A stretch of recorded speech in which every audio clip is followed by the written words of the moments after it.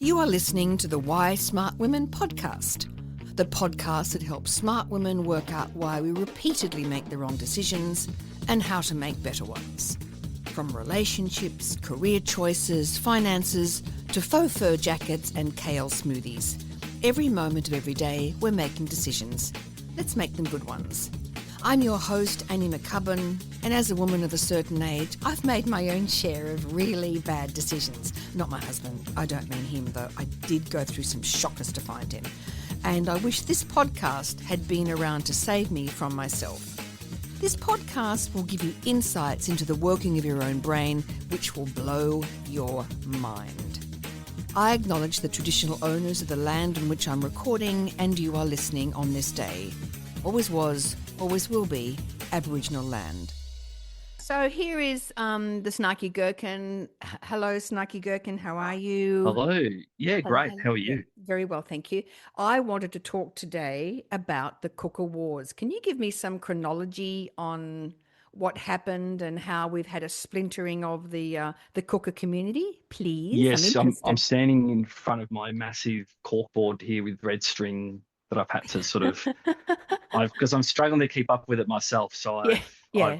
It's complex. Do you remember during the pandemic and you had that guy on Channel 2 in front of the big fancy touch screen and he'd sort of zoom in and out of different, I've got one of those, just trying to, for those do you know at who home that was? listening. That was Casey Briggs. Legend. Yep. He was a legend, Okay. and he would talk about the rise and fall of the COVID numbers. So you're going to talk about the rise and fall of I've Cooker borrowed Wars. Casey Briggs' screen, right? You can't see it because it's Okay. audio only, but I'm Yeah. standing in front of the big screen and I'm going to Okay. zoom in and out, and there might be some fumbling along the way. But I've had to try to write all this down. All right. It's sort of, I'm because it's been a strapped while in since and we've chatted. ready. Strapped All in right, and so ready. let's go. So in July 2025, I think this was in the wake of, there was some um, there was anti-war protests across Sydney Harbour, across the bridge. It was mainly what's been going on with the Gaza situation. that's right, that's right. And so the imagery was stunning. Like there was, I don't know, but there was tens of thousands, probably more, It was 50,000 very, more. very, very well. They Huge. reckon there was 300,000. 300, yeah, incredible. And it was pretty broad, like it was pretty broadly across the spectrum of people that were there. So it wasn't necessarily like it wasn't, but it was perceived, in the wake of that, I think some far right people basically shit themselves because they're like, oh dang, like, what are all these scary flags that we're not aware of and things like that. So in response to that, some young kid genuinely don't know who it is, or the mythos is that, according to the founding myth of the latest Cooker group, is some young grassroots kid sat up and thought, wouldn't it be great if we could have an Australian flag marching across the Sydney Harbour? So they started a group called March for Australia. We'll call it MFA for the sake of the podcast. And March so it was for a Australia, meaning March what? for Australia. Meaning what? Whatever you want it to mean, Okay. really. What it means to you. Like a March for Australia. And so, well, I think the original premise was an anti-immigration march, an anti-corruption march, and an anti-insert the thing that I don't like march to get me to come along. So so if I'm generally feeling disenfranchised and unhappy with something because somebody got a job that I went for, or I saw a man with a turban at the supermarket, or I don't know, I didn't like my last power bill, I can join the March for Australia, and I can wave a Chinese made Australian flag. And so okay, good. Mm-hmm. That's it. So within a couple of days, I had about 100,000 followers, and what? There was an insistence. There was a lot of followers really quickly, and really, so truly, was there really? Yeah. So Like, I'm not talking people actually. Like, this is just a like on a Facebook page. It's not a big thing, but it's there was a sudden following in groups, and so that exploded within the Cooker verse. Like, a lot of people who'd been dormant for a long time suddenly sprung up. There's a lot of speculation as to who it was, and there still is to some extent. But apparently the kid that started it had panicked with it, he didn't expect the attention and for it to blow up as much as it did. So he handed it over to Who? someone who goes Right. by Beck Freedom. Oh, yeah, I know Big Freedom. And so just anti-lockdown reheated leftovers of the anti-lockdown sort of movements, Why are we still pretty talking much. about anti-lockdown when it was like 4 years ago? Well, because it's the same groups. They've just come out of dormancy. A lot of them. They never stopped. They just started just Finding other they've just become a things. little bit more Okay. vocal. Yeah, Yeah, yeah, that's it. So yeah, so there was a bit of a conflict. So at the same time, Beck Freedom had claimed that this chap had passed the reins over to her. A group called the National Socialist Network, who we've spoken about in so the previous Nazis. podcasts, Hmm.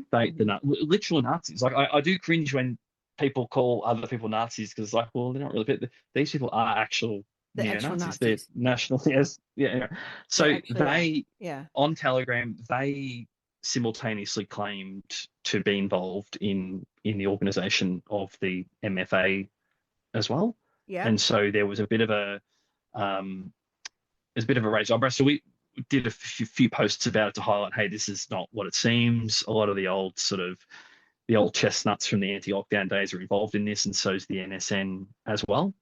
Yep. And so there was, Beck Freedom had insisted that no, that's not the case, but she is very incestuous with that group, and so uh, a lot of the same kind of rhetoric, and so yeah, it just simmered and continued. So we then had that sort of on our board moving to the Yes, next please sort move of on. Hmm.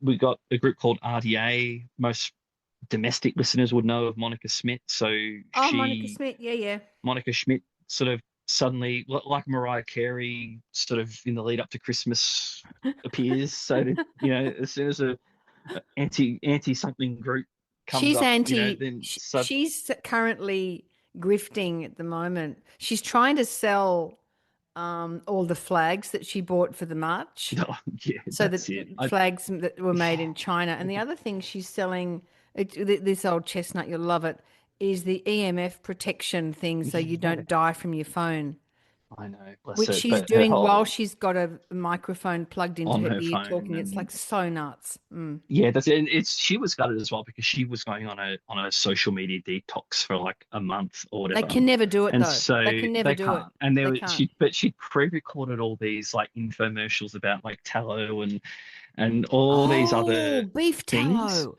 And so whilst all this was kicking off, like everyone's sort of like, what? And so she reappeared and suddenly, and so she first of all she encouraged her supporters to go for it, but you could tell that like they all want a piece of the pie, and she wasn't involved. So then suddenly, she then flipped and said no, don't. She then flopped and said no, do it, and then flipped again and said no, don't, because of the NSN connection. And fair play, like her own audience just went absolute batshit crazy over her like Flip-flopping. um, insistence on not being involved with NSN. So their logic would be the only like molecule of tiny bit of credit I'd give her is that it would have just been a lot easier for her to say, yeah, you know what, just let's all just jump on the bandwagon sort of thing. But she stuck her ground on that, and And even march next to the Nazis. Yeah, yeah, yeah. no, didn't. So that was her Yeah, one shred of integrity yeah. was that she maintained that no, I'm not gonna. They stunk too much even for her. Like it was, Wow. she can march beside flat earthers and Yeah. um, whatever, Anti-vaxxers. Yeah. but anti-vaxxers and call for nurses to be hung and Yeah, no, whatnot. fair But enough. Yeah. in her mind, the NSM were even too you Wow. know, so it's like a dumpster fire kind of arguing with itself. But anyway, so Yeah. but that just sowed more confusion within the group. She did, I mean, she was ratio in her own posts about, calling her a traitor and this and that because her own follower base wanted her to get on How board. big would you say these follower bases are? So take Beck Freedom Um, or Monica Smith. What do you reckon? How many followers would they there's have? there's a difference between how many followers they have and how many engaged people there are. So I reckon with Monica Smith, let's say there could be I don't know how many followers. Let's say she has 100,000 followers on Woof. Facebook. but she'd be lucky to have a couple of dozen reactions on any given post. So Right. like, and maybe on a popular post she might get 2,000 likes with a few hundred comments. Yeah. But they're not. We use the term follower very loosely Loosely. because Okay. they. I think. I mean, we all follow her page Yeah, just we did. for like, because I consider her a bit of not just her, but these personalities like lol, what I call a lol cow. So they're just like you're milking Yeah, the yeah. laughs out of them, so, or Yeah. content. So there's a lot of people that follow them that aren't followers. But same with Beckford. I don't actually know, haven't looked at how many people follow them, but based on engagement, they get a few hundred sort of reactions, maybe a few thousand if And the so algorithms what, have kind of, right, what yeah. drives them to keep sort of turning up and involving themselves in this sort of internecine wars is a need for identity? Is that right? Is Yeah, that what it identity, is? money. Money. It's there's an audience. They've got an algorithm to placate. They've got engagement. They need to sort of keep to stay relevant and just feel a part of that they're doing something. So Yeah. So to Monica's then find solution something, was, right? To find something that they can say, this is not right. We need yeah, to protest about this. And also, while we're protesting, buy some of my beef tallow or yeah, my EMF protection so you don't get and cancer on your phone, right? sign up to my newsletter so I can use your data for other things, and there's always something at the end of it. So what then happened with Monica Smith? So she then decided, stuff it, I'm going to create my own group because there's clearly some sentiment out there in terms of Yep. wanting to protest. Um, I won't go. So it was called Put Australia First, PFA. Now they haven't had a march yet. This is going back. We think this was all happening in sort of June, July So that's time. different to March for Australia. This is Put That's right. Australia First. It is Put Australia First, and it's a more, I'd say, not necessarily. It's a more sanitized or more professional setup, and so there's definitely some marketing material. I wouldn't call it expertise, but experience behind it, and they're trying to make it look like more of a slick professional Oh, hang operation. on. This isn't the one So with those terrible AI generated women in sort of metal no, breastplates. no, that was Who is no, that? that's MFA. That's the Jean de Bogan videos, as we call them. They're just AI slop stuff. Yeah. But no, the Put Australia, the PFA, Yeah. they are Yeah. more Oh my God. yeah, I know it's gonna get worse, trust me. So Okay. they are more they've they've got sort of cleaner looking and clearer, crisper looking messaging. Mm. But the speakers for them, I probably not even worth mentioning their names because they've been pretty non-consequential at all or Yeah. influential in it. But so she appointed a couple of speakers who have got very sketchy backgrounds. I've done some posts on them before. They're Mm. kind of American, they're Australian, but they're kind of American sort of wannabe kind of Minutemen sort of. Yeah. I don't know yeah, but so they're again, they're all just, they were around during the anti-lockdown protests and they've all just re-emerged. Right. So there was a little bit of back and forth. The irony was is in some of the content advertising for PFA, they've Yeah. used the footage from the MFA. No, No. sorry, Put Australia First. So PAF. Put Australia They first. Make. Put Australia First, and then yeah, Put Australia First. So they've been using footage in March for from March from Australia's like marches, but they've condemned those marches. So it's like there's been a bit of infighting Oh between like my Beck and God. Monica Smith. So there's and the people in the comments are just like cats and dogs on it. Some people just don't care. They're just rocking up to all of them. They're like, you know what? It's a sense of community and identity and whatnot. Don't care who's organizing it. But to a lot of others, it's really caused drama. So there's a second group that's now created. So then in August, the MFA march happens.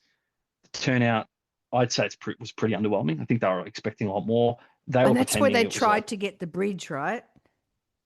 that's right. And there's a bit of controversy about the bridge. I'm not quite sure how apparently they had the bridge, and then it was like the messaging was the government said no to it, but the application for the bridge was apparently withdrawn voluntarily. So Oh, really? I That was don't, yeah, but I sensible of don't, them. yeah, I don't understand though about that. So I just saw some chitter chatter about that, and that they'd been betrayed and all this within their own ranks, etc. So we spoke about the August march Yeah, previously about yeah, the shit show that was, and then the NSN, they were front and center of that, the Nazi group, and then the attack on camp sovereignty. So I yeah, yeah, won't yeah. won't go too much into that because we went to pretty great lengths about that previously. Mm-hmm. But then in response to that, like there was a lot of even within the groups, like there was like it was a PR disaster, even for Cooker standards. Like a lot of people just weren't happy with it, and there was some footage of some people booing and stuff Are within the you group. So saying people that attended the marches weren't happy? We'll be back after a quick break. Have all your favorite podcasters given up? Well, join us at Between the States. We're just getting started. Between the States is a podcast about people, for people, by people. What kind of people? Celebrity people. Not celebrity people, regular people. Regular people? On a podcast? This sounds like a scam. It's not a scam, it's for real. Well, it's about time. Real people on a podcast. What do they talk about? They talk about all sorts of stuff from the mundane to the exciting, from past life experiences to future plans. Is there a website I can visit? Yeah, you can go to betweenthestates.com and find us on all your favorite podcast platforms. I'm going to do that right now. Find us at Between the States. Between the States. Between the States. Between the States. Between the States. that's right. Some weren't. Not a lot, but there were grumblings within the group. Like when Anderson had taken center stage in the Nazi group. Yeah, they weren't and so happy. there was a bit of a. That's right. So it was a bit of the optics were bad, for March for Australia, and Yeah. so immediately Okay. they then declared no, there's going to be a second march in October. Great. Which was going to be a do-over. It's going to be a course correction. There's not going to be NSN there. We promise. We're going to all have a this sort of- march against stuff we're just not quite too sure That's what, it. but there's going to be no Nazis. That's it. And meanwhile, all this happening, nothing about the messaging that was for the purposes of the marches is even being considered, because it's all just been caught up in the chaos that erupted. So there was all this infighting. Different admins, influencers, organisers, they all kicked off because of NSN's involvement, and it all just kind of went to shit. So then the October March for Australia came around, and the numbers were, there was like 85% drop in attendance. 85% drop. Oh Yeah, my it God. was tiny. Like I don't think anyone even rocked up in Adelaide, so they've just dropped Adelaide for any further marches. Wasn't there like there's now 7 people in Hobart or something? Something really something tragic. like that. Mm. They've booked another one for Australia Day in January, but they've not even Great. announced sort of half the country, because it's just I think they've just dropped it. So but then it's now cannibalizing itself, because now the big news yesterday was the March for Australia Queensland has announced they're breaking away, Oh my and God. they're rebranding themselves Australia Marches. What? And then whilst all this chaos is happening, there's now a fourth group called Save Australia, and they'll be marching on the Oh my God. 15th of November, and they're basically just hoovering up. They're like, hey, anyone's welcome, whatever. They're just hoovering up all the Hoovering up remnants crumbs, of the, right? Left from the other of ones. crumbs. Yeah, and so we've got two now coming up. This Save Australia for 15th, which is like next week, I think. Yeah. Which there's no buzz about that at all in anywhere that I even in the dredges of Telegram. There's just nothing about it. So We've got I don't Save think- Australia, Put Australia First, Yeah, March make for it- Australia. March for Australia, and what else? So much. So I'll start that again. And now Australia March. Yes, you got Australia marches. You got Hang Put on, Australia Fir- marches, Put Australia First, March for Australia, and what else? and then Save Australia. Save Australia. And what What what do you okay, so they've all splintered and they're all arguing and So they're there's all now trying to 4 competing groups within. Well, they're not. There's 4 competing marches, all broadly sort of saying the same generic things like Crap. stop migration, stop corruption, stop corruption. Stop it, just stop the stop corruption. Just stop it. Yeah, right Stop to it. corruption and ask them to stop. Yeah. I But love where it gets, corruption, but anyway, yeah, apparently they what don't. Mhm. the slick thing about Monica Smith of Put Australia First is that she's always got business at front and center, and how can we monetize this? So she's put out a call for sponsorship, and they can even be anonymous if they Oh my want, but they God. need $25,000 per capital city to help pay for What? stuff. Pay for I what? don't know. Well, I pay for.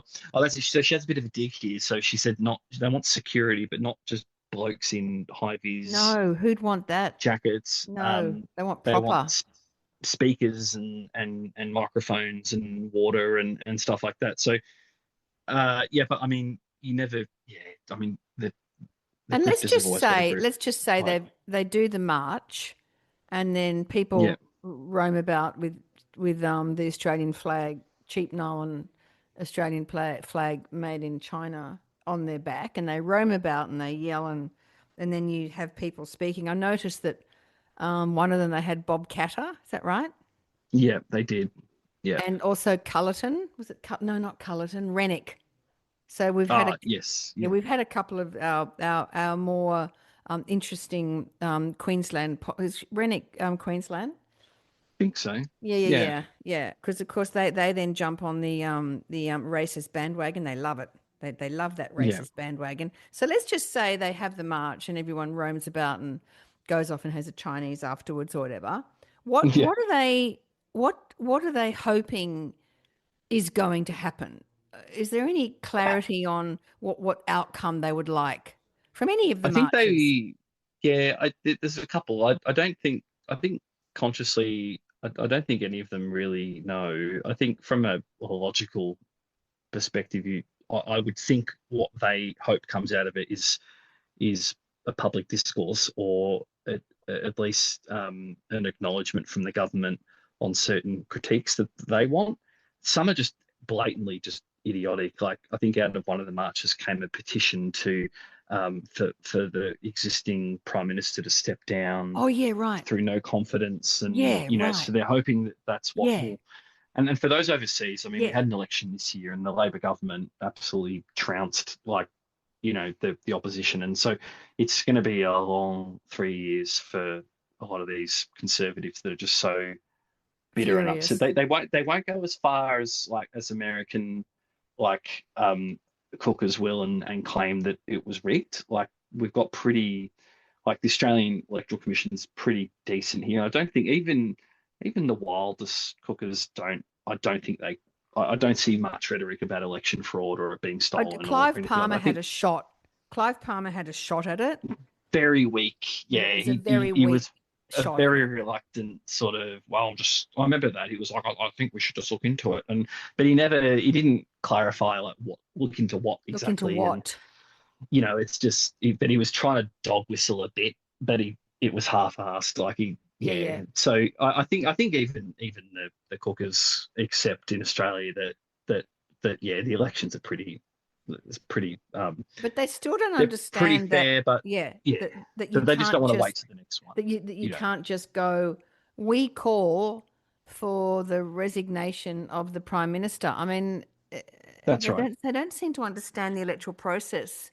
They don't. And what's interesting is they don't seem to think that if that was successful, that wouldn't be used against them at a future point anyway.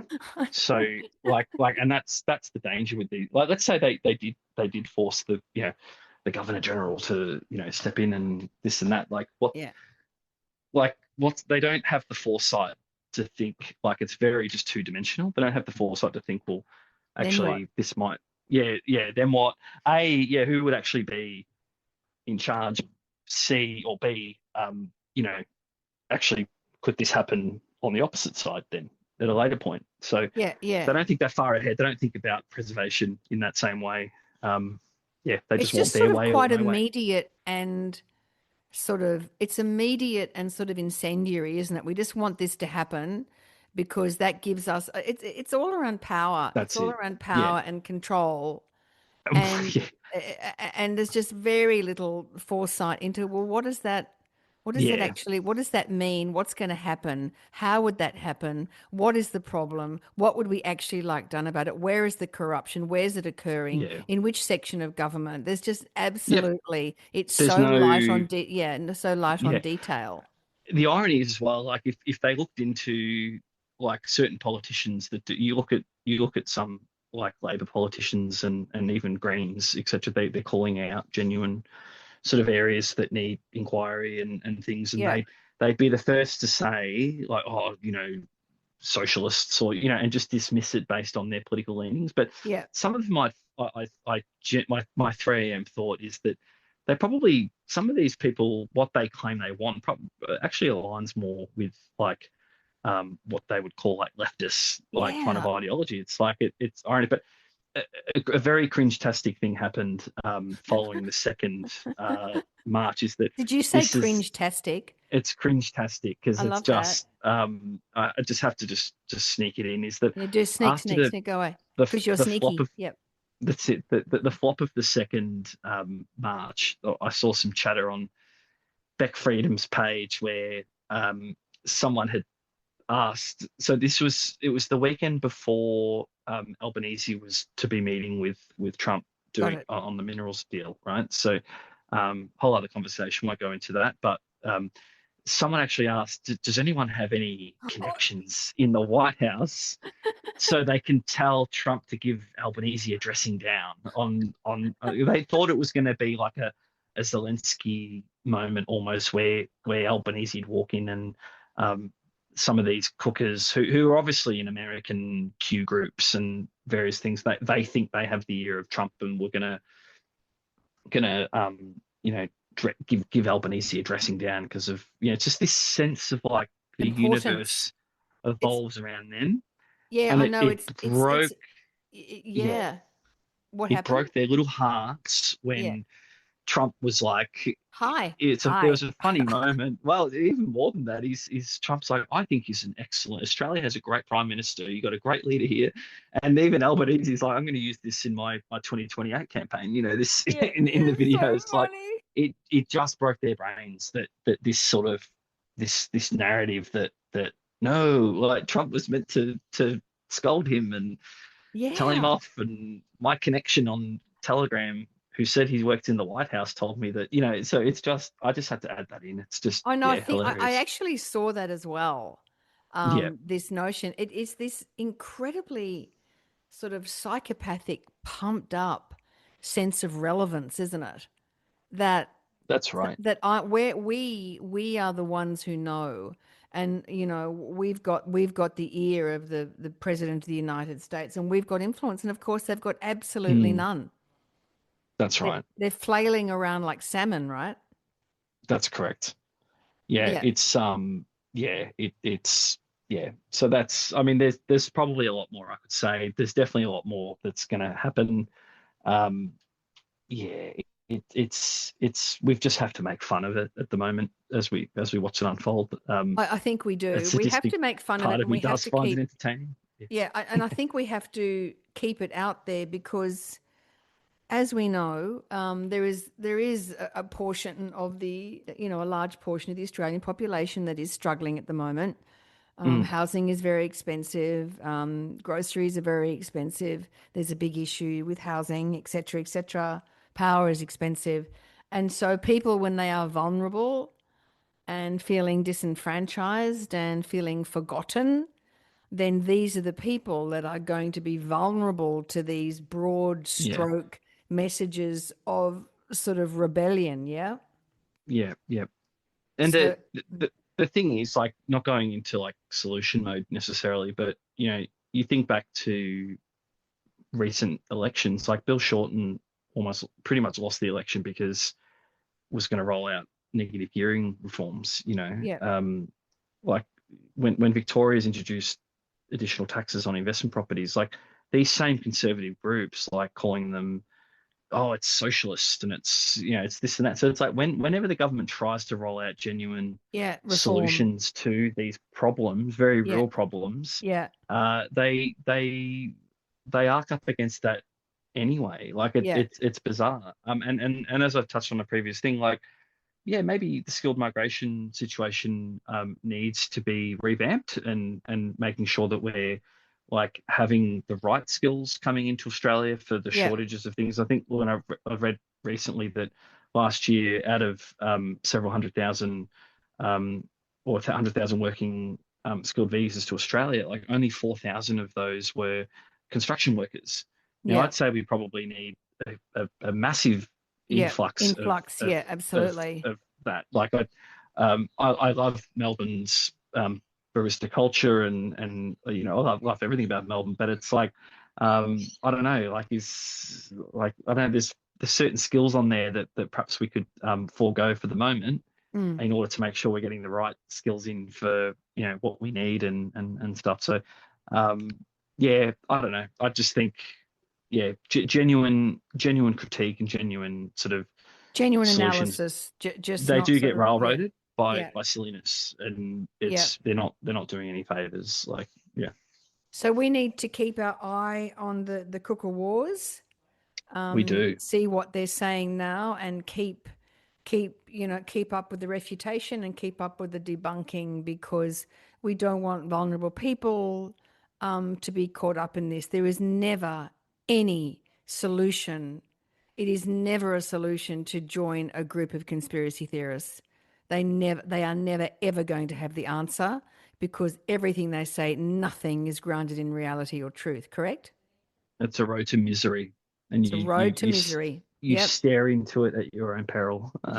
You stare into the abyss of the conspiracy theorists, or up at the sky at the contrails. What do they call them? The chemtrails. Exactly. The madness of chemtrails. That. Well, that was a delight, Snarky Gherkin. Thank you very much. Now, I know that you're super busy and you have a family and you have a very important job being a spy. I know that. Yep. But will you come back on again and let's report on the next round? I'd love to. Yeah, let's do. I think the 15th one's going to be a bit of a fizzer. But let's wrap them both up after the 30th of November, perhaps. Let's do it. We can do that. And for sure, happy to be on. Sorry, I've been a bit hard to get a hold of lately. No, but, I know it's because of your extensive spy work, and I understand. That's right. About it. It's a lot of the Gherkin is busy. going on. Yeah, That's it. Yeah, the Gherkin is very caught up in the spy world. All right, it's been lovely talking to you. Thank you. Thank you so much, and thank you so much, listeners, for tuning in. As always, stay safe, stay well, keep your critical thinking hats on. See you later. Bye. Thanks for tuning into Why Smart Women with me, Annie McCubbin. I hope today's episode has ignited your curiosity and left you feeling inspired by my anti-motivational style.